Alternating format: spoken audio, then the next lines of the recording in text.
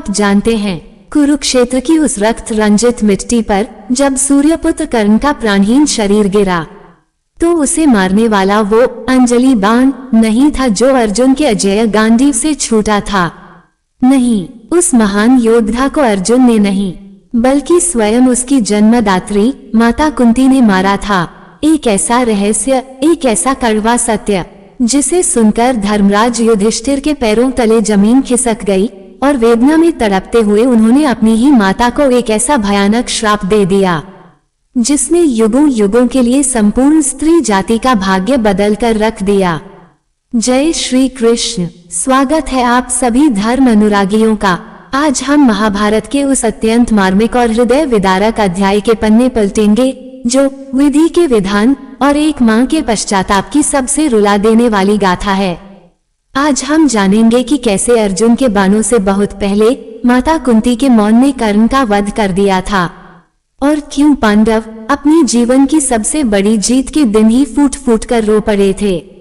ये कथा केवल एक योद्धा के पतन की नहीं, बल्कि धर्म, कर्म और प्रतिशोध के उस चक्र की है जो आज भी हमें बहुत कुछ सिखाता है। मेरे साथ इस आध्यात्मिक यात्रा में अंत तक जुड़े रहिएगा। महाभारत का महासमर समाप्त हो चुका था। कुरुक्षेत्र की उस रक्तरंजित मिट्टी पर अजेय शूरवीर दानवीर सूर्यपुत्र कर्ण मृत्यु की चिर निद्रा में सो चुके थे। चारों ओर पांडवों की विजय का शंखनाद अवश्य गूंज रहा था, परंतु वायु में एक गहरा शोक भी व्याप्त था। अर्जुन के गांडीव से निकले बाण ने केवल अंगराज का भौतिक शरीर ही भेदा था। सत्य तो ये था कि उनके पतन की नींव बहुत पहले ही रखी जा चुकी थी। युद्ध की समाप्ति के पश्चात जब गंगा तट पर सभी मृतक योद्धाओं का अंतिम तर्पण और श्राद्ध कर्म किया जा रहा था, तब एक ऐसा दृश्य उत्पन्न हुआ जिसने सृष्टि की आत्मा को झकझोर दिया। माता कुंती, जो अब तक अपने सबसे बड़े रहस्य को हृदय में दबाए थी, उनके धैर्य का बांध टूट गया। अपने ज्येष्ठ पुत्र कर्ण के बिना इस विजय को देखकर उनका मातृत्व हाहाकार कर उठा और वे विलाप करने लगी। अश्रुपूर्ण नेत्रों और कांपते हुए स्वर के साथ माता कुंती भारी कदमों से धर्मराज युधिष्ठिर के समीप पहुंची। उनका कंठ रुंधा हुआ था। उन्होंने रुदन करते हुए कहा, पुत्र युधिष्ठिर, तुम कौरवों और अन्य योद्धाओं का तर्पण कर रहे हो, परंतु उस महान शूरवीर को कैसे भूल गए। जाओ पुत्र, अंगराज कर्ण को भी जलांजलि दो। ये सुनकर युधिष्ठिर ठिठक गए। उनके मस्तिष्क में विचारों का झंझावात उठने लगा। उन्होंने आश्चर्य से पूछा, माता, आप ये क्या कह रही हैं?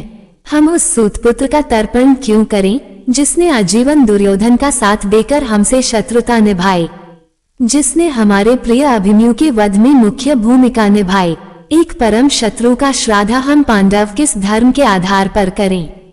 उस समय धर्मराज ये बिल्कुल नहीं जानते थे कि उनका ये प्रश्न विधि के विधान का सबसे क्रूर पन्ना पलटने वाला है। युधिष्ठिर के कठोर वचन सुनकर माता कुंती के हृदय के मानो टुकड़े टुकड़े हो गए। अपने आंसुओं को रोकते हुए एक गहरे और कांपते स्वर में उन्होंने उस महासत्य पर से पर्दा उठाया जिसने इतिहास की दिशा ही बदल दी। उन्होंने कहा, नहीं युधिष्ठिर, वो कोई सूतपुत्र नहीं था। अंगराज कर्ण तुम्हारा शत्रु नहीं, बल्कि तुम्हारा अपना ज्येष्ठ भ्राता था। वो मेरा प्रथम पुत्र था, जिसे मैंने कुमारी अवस्था में भगवान सूर्यदेव के वरदान स्वरूप प्राप्त किया था। ये शब्द पांडवों के लिए किसी वज्रपात के समान थे।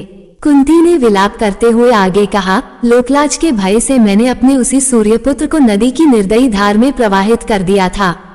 तुम्हारा सबसे बड़ा भाई इस सृष्टि का सबसे महान दानवीर और अद्वितीय योद्धा कर्ण ही था। ये सुनकर पांचों पांडवों के पैरों तले धरती खिसक गई। माता कुंती के मुख से यह सत्य सुनते ही धर्मराज युधिष्ठिर धड़ाम से भूमि पर गिर पड़े। उनके मस्तिष्क में भयंकर कोलाहल मच गया। जिस राज सिंहासन के लिए उन्होंने कुरुक्षेत्र की भूमि को रक्त से लाल कर दिया, वो उनके ही ज्येष्ठ भ्राता का अधिकार था। दूसरी ओर सर्वश्रेष्ठ धनुर्धर होने का दम्भ भरने वाले अर्जुन की भुजाएं कांपने लगीं। उन्हें स्मरण हो आया वह क्षण जब निहत्थे कर्ण अपने रथ का पहिया निकाल रहे थे और अर्जुन ने धर्म के नाम पर पीठ पीछे से उन पर बाण चला दिया था। अर्जुन को अपना ही गांडीव अब पाप का भागी प्रतीत होने लगा।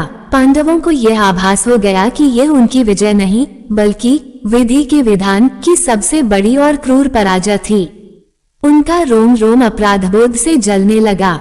धर्मराज युधिष्ठिर की आंखों से अश्रुओं की अविरल धारा बह रही थी, परंतु उन अश्रुओं में अब दुख से अधिक अपनी माता के प्रति भयंकर क्षोभ और क्रोध व्याप्त था। वे कांपते हुए उठे और रुंधे हुए कंठ से चीत्कार कर उठे, यह आपने क्या किया माता? केवल अपने खोखले सम्मान और लोकलाज के कारण आपने इतना बड़ा सत्य छिपाए रखा। आपके इस मौन ने आज हमसे हमारे ही ज्येष्ठ भ्राता का वध करवा दिया। युधिष्ठिर का रोम रोम पीड़ा से जल रहा था। उन्होंने आगे कहा, यदि आपने यह महासत्य पहले बता दिया होता तो हम पांडव कभी इस कुरुक्षेत्र के युद्ध में शस्त्र न उठाते। हम अपने भ्राता कर्ण के चरणों में यह संपूर्ण साम्राज्य और त्रिलोक की संपत्ति अर्पित कर देते। माता, आपने हमें भ्रातृहत्या जैसे घोर पाप का भागी बना दिया। भ्रातृहत्या के उस असहनीय पाप और महाग्लानि से धर्मराज युधिष्ठिर का धैर्य टूट गया। उनका हृदय चीत्कार कर उठा। जिस युधिष्ठिर ने जीवन भर केवल धर्म का आचरण किया, आज उसी धर्मराज के मुख से वेदना की चरम सीमा पर एक भयंकर श्राप निकल पड़ा। उन्होंने अश्रुपूर्ण नेत्रों से माता कुंती की ओर देखा और रुदन करते हुए कहा, हे माता, आपके इस एक रहस्य ने हमारे पूरे कुल को महापाप में धकेल दिया। आज मैं पांडु पुत्र युधिष्ठिर धर्म और प्रकृति को साक्षी मानकर यह घोषणा करता हूँ। इतना कहते ही आसमान में बिजलियां कड़क उठीं। उन्होंने भारी स्वर में कहा, आज से मैं संपूर्ण स्त्री जाति को ये श्राप देता हूँ कि भविष्य में कोई भी स्त्री चाहकर भी अपने हृदय में कोई भी रहस्य, कोई भी गूढ़ बात कभी नहीं छिपा पाएगी। ये श्राप युगों युगों के लिए अमर हो गया। सत्य तो ये था कि कुरुक्षेत्र के रण में अर्जुन का अंजलि बाण केवल एक निमित्त मात्र था। अंगराज कर्ण का वास्तविक वध तो उसी दिन हो गया था जब माता कुंती युद्ध से पूर्व उनसे भिक्षा मांगने गई थी। एक माता ने अपने ही ज्येष्ठ पुत्र से उसके अजेय होने का अधिकार छीन लिया था।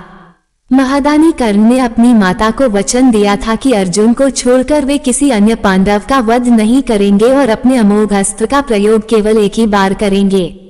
जिस योद्धा ने आजीवन केवल तिरस्कार और अपमान सहा, उसने अपनी उसी माता को अपने प्राणों की आहुति दे दी। कर्ण को अर्जुन के बाणों ने नहीं बल्कि एक मां के उसी स्वार्थपूर्ण वचन और जन्म से मिले एकाकीपन ने मारा था। अंगराज कर्ण का जीवन केवल एक शूरवीर की गाथा नहीं बल्कि धर्म और त्याग की वो पराकाष्ठा है जिसकी मिसाल तीनों लोकों में नहीं मिलती। जिस माता ने जन्म लेते ही उन्हें त्याग दिया, जिसने आजीवन उन्हें सूतपुत्र के भयंकर तिरस्कार की अग्नि में जलने के लिए छोड़ दिया, उसी माता के समक्ष कर्ण ने भिक्षा देते समय एक क्षण का भी संकोच नहीं किया। वे जानते थे कि उनकी माता केवल अपने अन्य पुत्रों के प्राणों की रक्षा हेतु आई है, फिर भी उस महादानी ने हंसते हुए अपने प्राणों का संकट मोल ले लिया। इतना ही नहीं, देवराज इंद्र को भी अपना अभेद्य कवच कुंडल दान कर दिया। कर्ण ने ये सिद्ध कर दिया कि एक योद्धा की वास्तविक पहचान उसके जन्म या कुल से नहीं बल्कि उसके निस्वार्थ कर्म और सर्वस्व त्याग से होती है। पश्चाताप की अग्नि में जलते हुए धर्मराज युधिष्ठिर ने अपने अग्रज सूर्यपुत्र कर्ण के अंतिम संस्कार का उत्तरदायित्व स्वयं अपने कंधों पर लिया। जिस महान योद्धा को आजीवन सूतपुत्र कहकर अपमानित किया गया, मृत्यु के पश्चात उसे एक क्षत्रिय, एक चक्रवर्ती सम्राट और पांडवों के ज्येष्ठ भ्राता का पूर्ण राजकीय और वैदिक सम्मान प्राप्त हुआ। गंगा के पवित्र तट पर चंदन की भव्य चिता सजाई गई। जब युधिष्ठिर ने अश्रुपूर्ण नेत्रों और कांपते हाथों से उस अजेय शूरवीर को मुखाग्नि दी तो उपस्थित सभी दिशाएं मानो रो पड़ी। स्वयं वासुदेव श्री कृष्ण की आंखें भी सजल हो उठीं।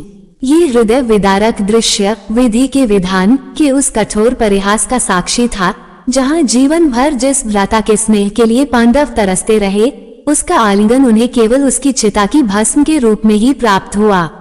गंगा की पावन धाराओं में जब अंगराज कर्ण की अस्थियां विसर्जित हुई तो मानो संपूर्ण कुरुक्षेत्र का कोलाहल एक गहरे शून्य मौन में परिवर्तित हो गया। पांडवों ने हस्तिनापुर का राज सिंहासन तो अवश्य जीत लिया था, परंतु वह मुकुट अब उन्हें सदैव अपने ज्येष्ठ भ्राता के रक्त से रंजित ही प्रतीत होने वाला था। ये विधि का विधान ही तो था कि जो सूर्यपुत्र संपूर्ण पृथ्वी पर राज करने का अधिकारी था, उसे आजीवन केवल तिरस्कार और एकाकीपन ही प्राप्त हुआ। किंतु अपनी मृत्यु से कर्ण ने ये सिद्ध कर दिया कि एक सच्चा योद्धा केवल शस्त्रों से नहीं बल्कि अपने अडिग धर्म, वचनबद्धता और त्याग से अजेय बनता है। अर्जुन ने कुरुक्षेत्र अवश्य जीता, परंतु दानवीर कर्ण मृत्यु को गले लगाकर भी अनंत काल के लिए अमर हो गए। प्रिय धर्म अनुरागियों, महाभारत का ये हृदय विदारक अध्याय हमें सोचने पर विवश कर देता है। क्या सत्य को छिपाना हमेशा उचित होता है? माता कुंती के उस एक मौन ने पूरे कुरुवंश को किस पश्चाताप की अग्नि में धकेल दिया। आज जरा सोचकर देखिए, यदि कुंती ने वो रहस्य न छिपाया होता तो क्या कुरुक्षेत्र का वह महाविनाश कभी होता? क्या इतिहास कर्ण को एक अलग दृष्टिकोण से देखता? एक ऐसा योद्धा जिसने अपने जन्म से लेकर मृत्यु तक केवल त्याग किया, क्या वह इस नियति का पात्र था? आपके विचार में कर्ण के पतन का वास्तविक दोषी कौन था? अर्जुन के बाण, माता कुंती का मौन या स्वयं विधि का विधान? इस गूढ़ प्रश्न का उत्तर मुझे कमेंट बॉक्स में अवश्य दें और दानवीर कर्ण की महानता के लिए एक बार जय वीर कर्ण जरूर लिखें। यदि इस कथा ने आपके हृदय को भी स्पर्श किया है तो इस वीडियो को अभी लाइक करें। हमारे सनातन धर्म के ऐसे ही गहरे आध्यात्मिक और अनछुए रहस्यों को जानने के लिए हमारे आध्यात्मिक ज्ञान मंथन चैनल को तुरंत सब्सक्राइब करें और बेल आइकॉन दबाएं ताकि ज्ञान का ये प्रकाश आप तक सदैव पहुंचता रहे। धर्म की जय हो, अधर्म का नाश हो। जय श्री कृष्ण। हर हर महादेव।